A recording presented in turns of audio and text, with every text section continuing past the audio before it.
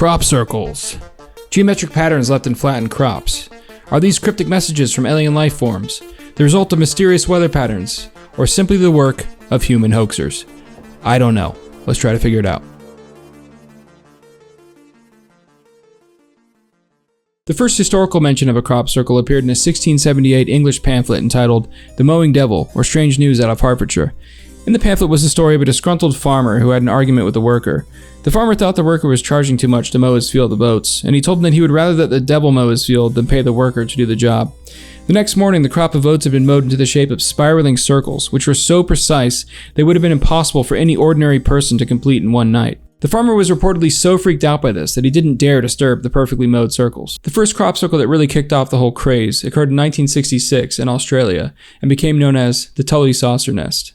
At around 9 a.m. on January 19, 1966, in Uramo, near Tully, North Queensland, Australia, banana farmer George Pedley was driving his tractor along the property of a neighboring cane farmer.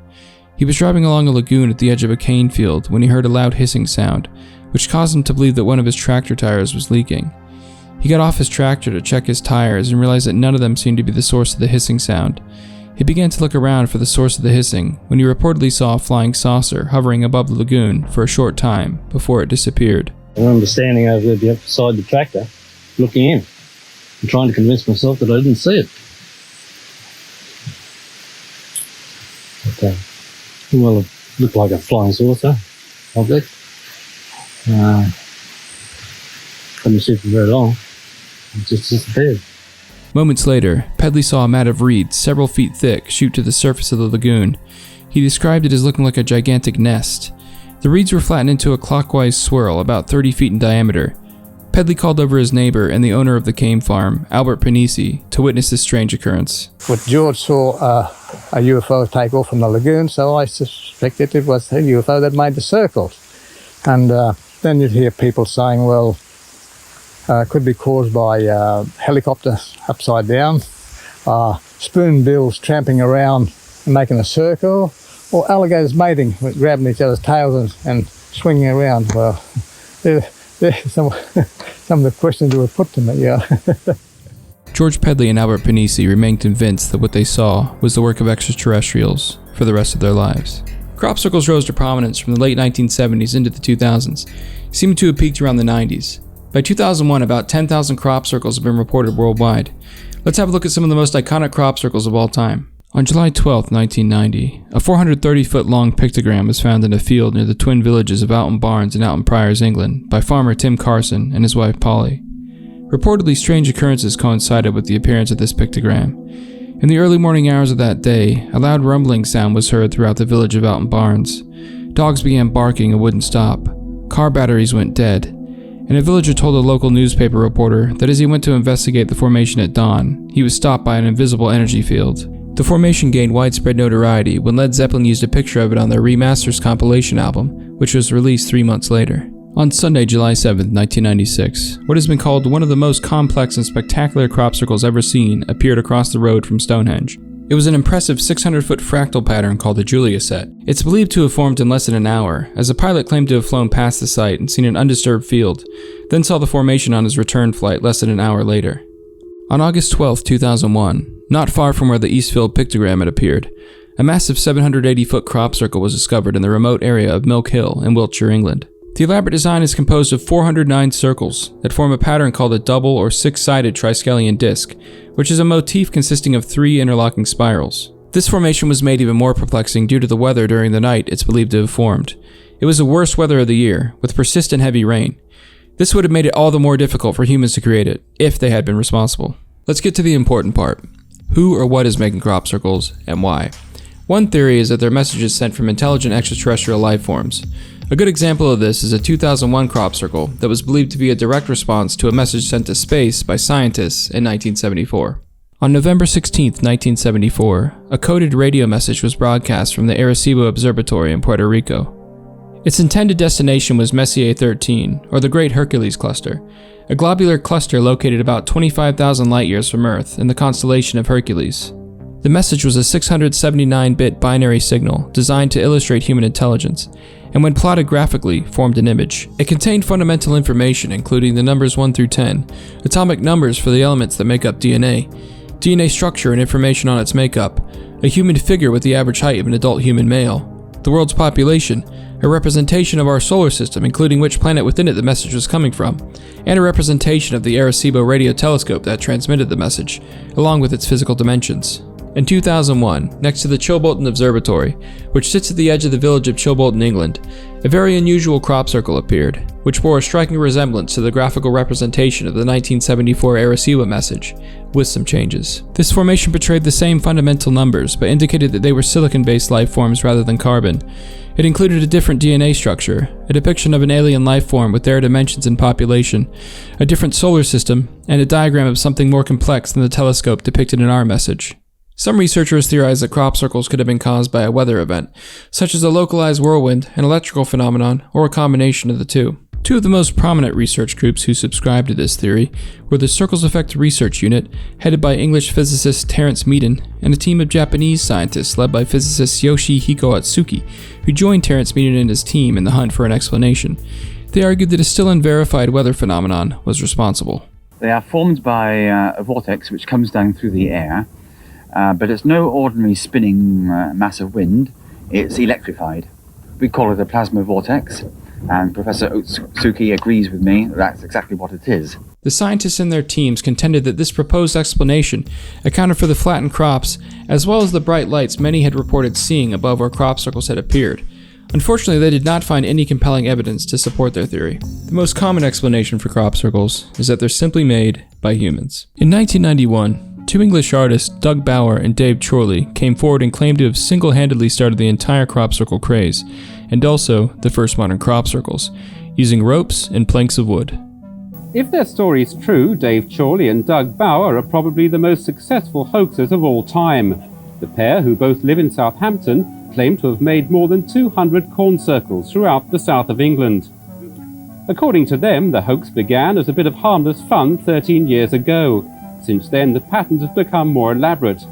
Many thought they were made by alien spacecraft. Some scientists have devoted their life's work to the search for a natural explanation. Others have written best-selling books on the subject.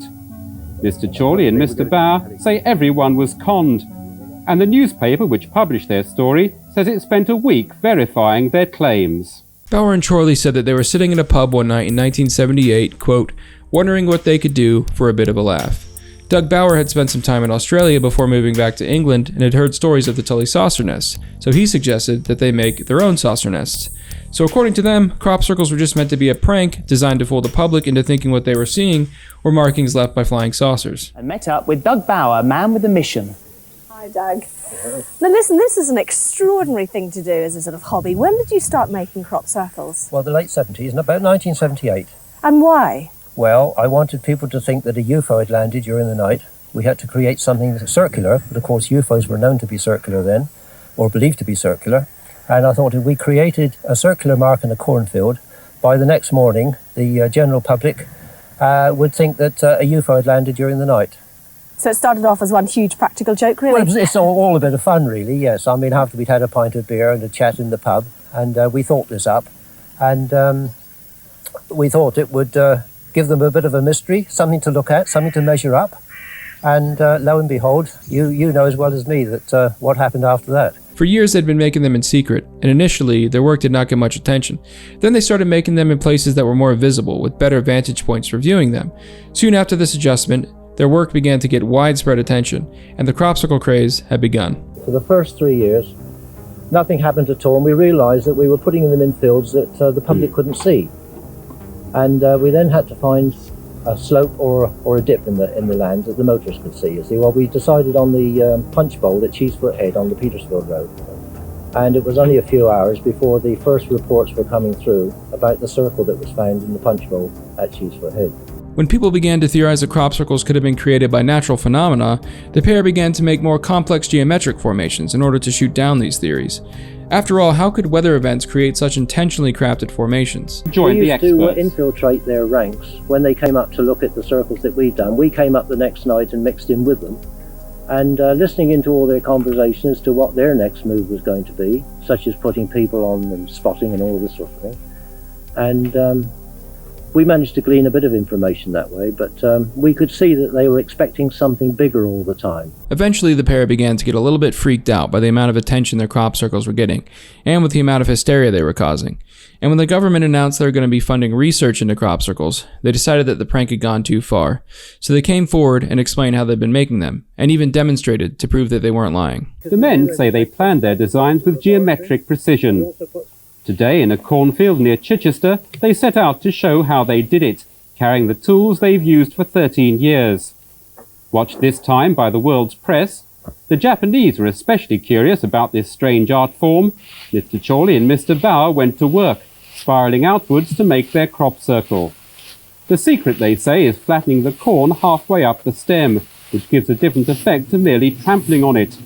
Working by day was a luxury for them. Normally, they did it by the dead of night. Despite Bauer and Chorley's explanation and subsequent demonstration, many crop circle enthusiasts and researchers refused to believe them. They said that the one that they created in their demonstration was sloppy and amateurish when compared to so-called genuine crop circles. You're going to film him making a crop circle. We're filming an interview here. Yeah, and he's probably made a crop circle. You're discrediting the phenomena and it's wrong. This is not on. There are people, honest people, putting time and effort into finding out something which is actually happening, not people stomping bloody crop with pieces of wood. Everybody thinks it's a good idea to laugh at the researchers because they say, oh, well, they're believers. Come on, we all know it's a hoax.